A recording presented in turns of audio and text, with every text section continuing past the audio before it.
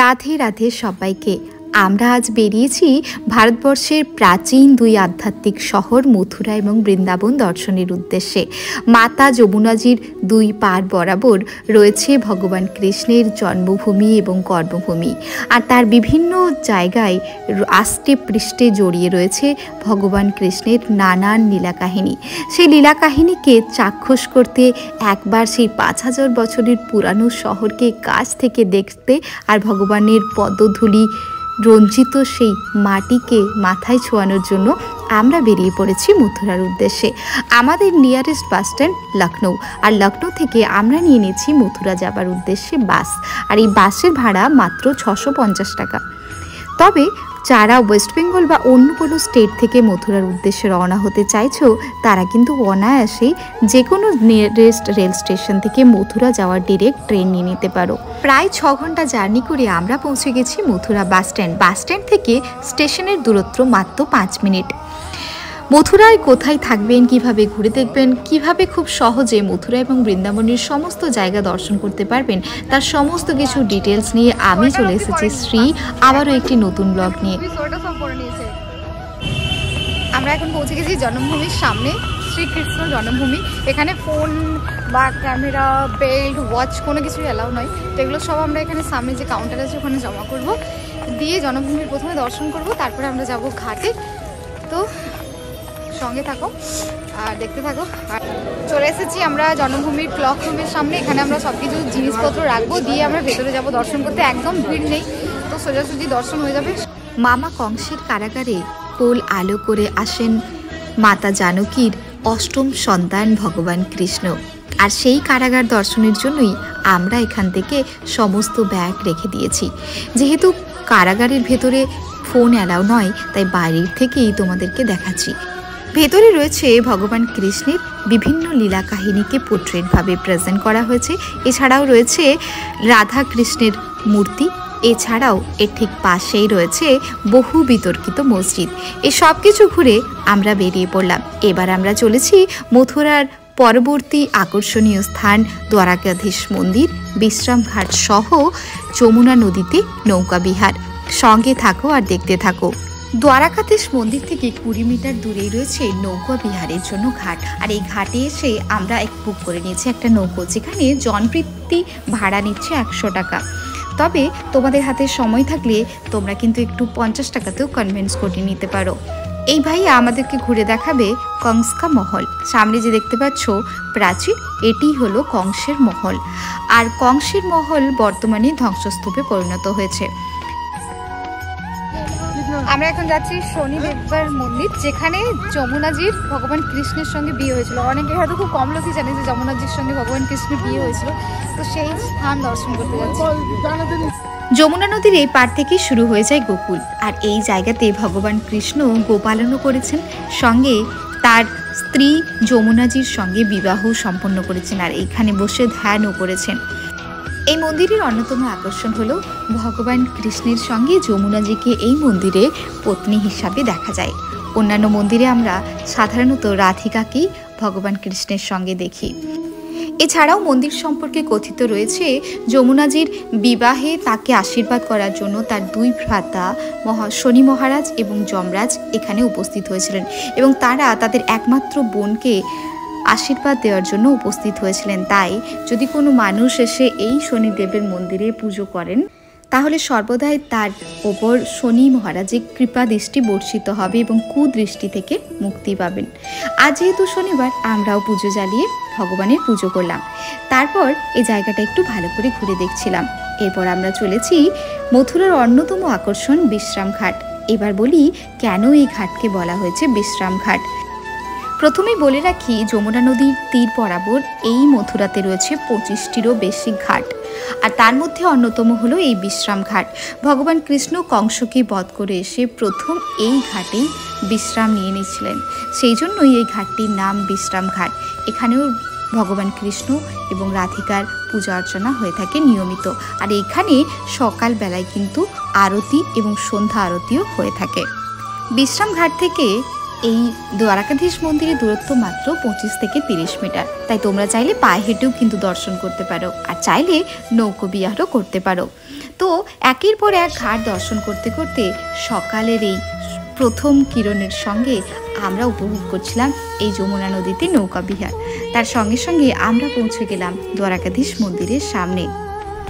তবে মথুরা বৃন্দাবনে আসলে যারা কিন্তু চশমা পরো তারা একটু বিশেষ সতর্কতা অবলম্বন করো।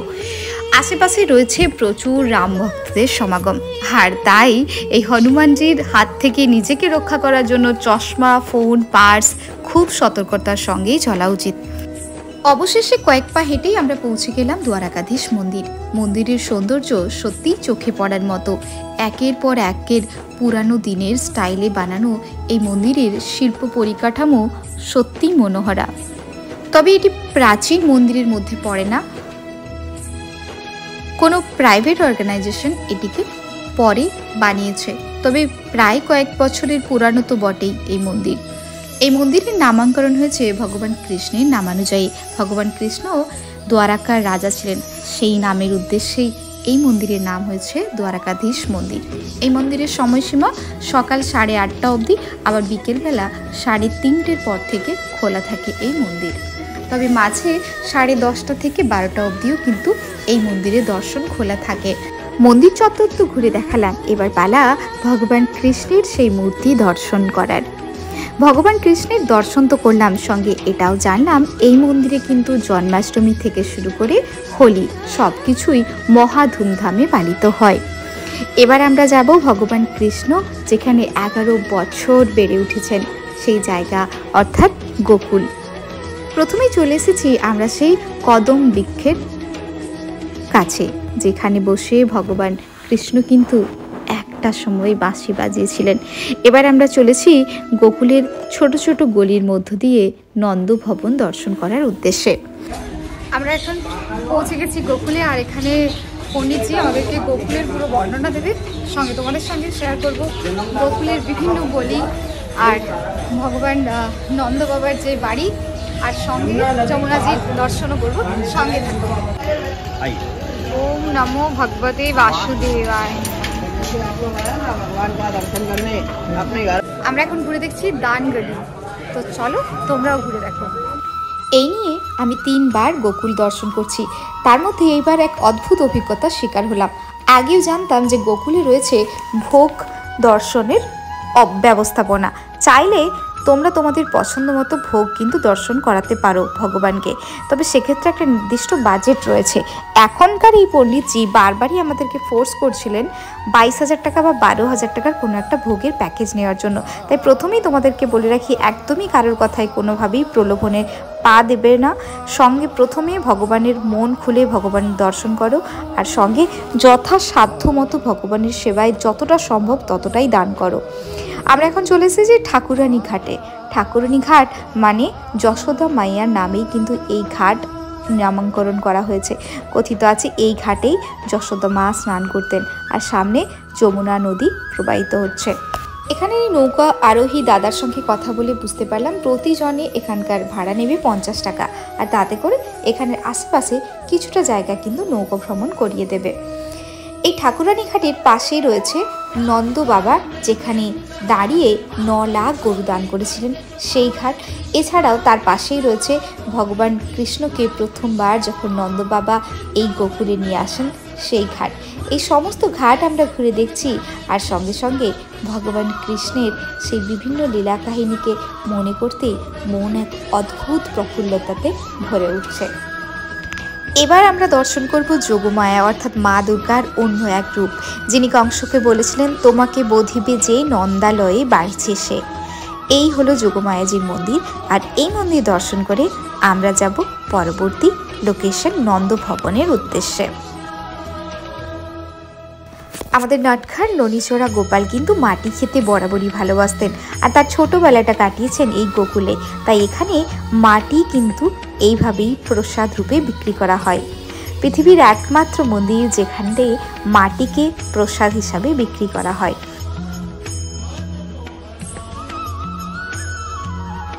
নন্দভবন যাওয়ার ঠিক আগেই পড়লো এই প্রাচীন মন্দির। এই প্রাচীন মন্দিরের ভেতরে প্রবেশ করে দেখলাম এখানে চলছে নাম সংকীর্তন, আর সঙ্গে চলছে হোলি খেলা। তাই হোলি খেলায় আমরাও মত্ত হয়ে গেলাম। এখানেও ক্যামেরা সেইভাবে অ্যালাউ করছিল, তারপরেও লুকিয়ে চুরি তোমাদেরকে পুরো মন্দির চত্বরটা আমাদের ঘুরে এখানে হোলি দেখালাম। খেলা হয়ে গেল, এখন থেকে গুলাল দেওয়া অলরেডি শুরু হয়ে গেছে। তো happy Holi advance to everyone. বৃন্দাবনের বিখ্যাত বিভিন্ন হোলিগুলির মধ্যে অন্যতম লাটমার হোলি, আর গোকুলে হয়ে থাকে লাড্ডু হোলি।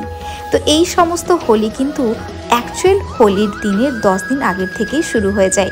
তাই এই বছরও 17 মার্চ থেকে শুরু হয়ে যাবে বৃন্দাবনের বিভিন্ন প্রান্তে হোলির খেলা।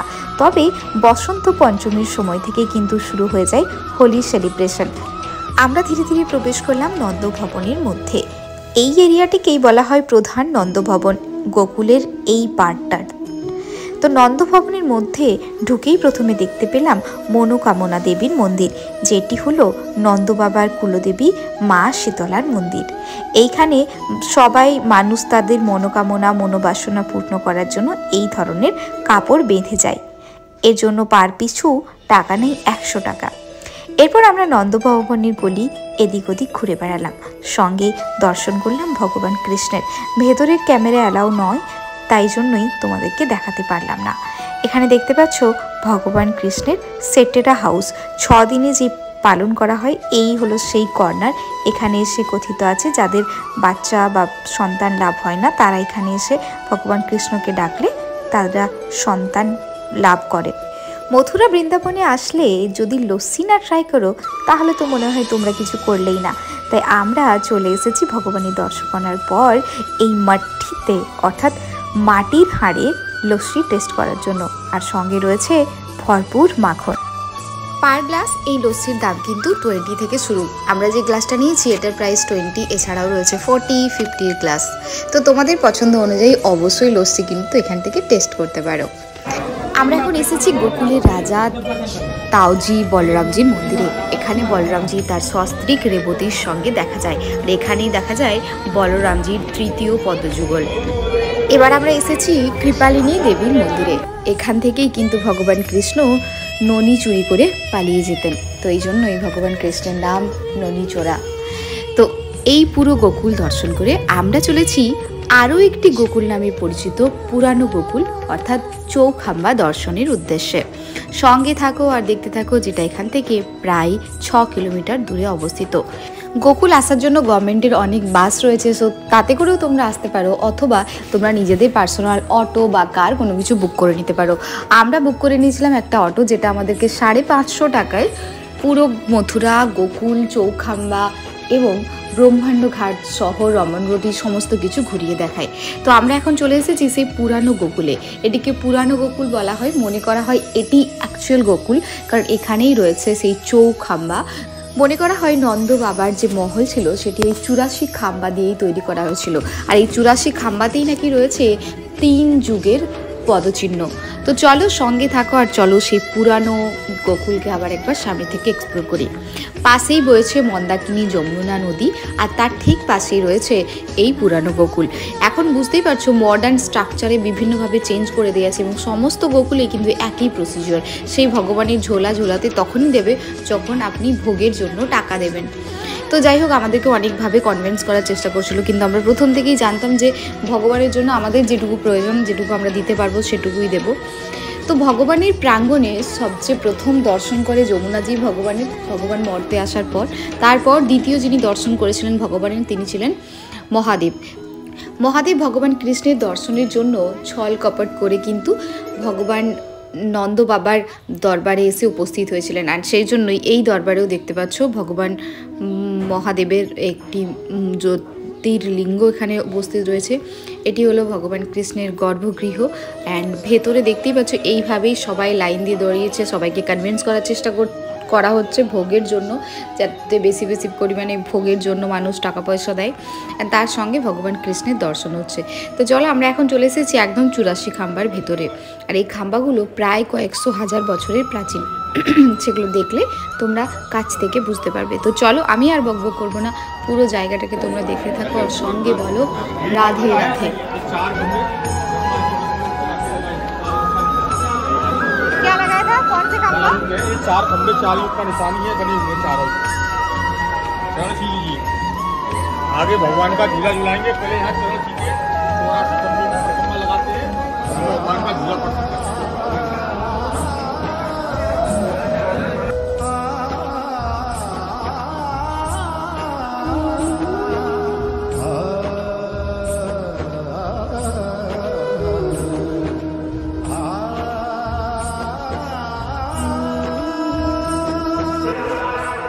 এখন চৌখম্বা বা পুরানো গোকুল দর্শন করে আমরা এখন চলে এসেছি ব্রহ্মাণ্ড ঘাট দর্শন করার জন্য। ব্রহ্মাণ্ড ঘাটেই ভগবান শিবজি বসে ভগবান কৃষ্ণের দর্শন পাওয়ার জন্য তপস্যা করেছিলেন। তো চলো যমুনা নদীর তীরে এই ঘাট অবস্থিত কেমন দেখতে সেটা তোমাদেরকে দেখাই। না সত্যিই তাই,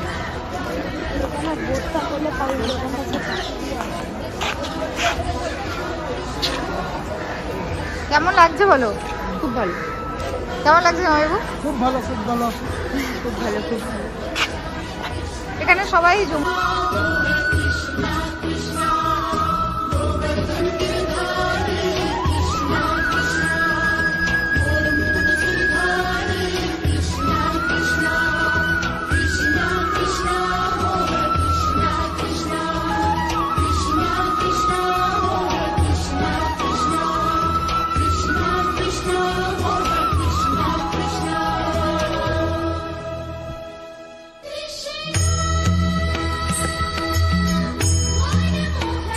আমরা এখন রয়েছি ব্রেজবাসীতে।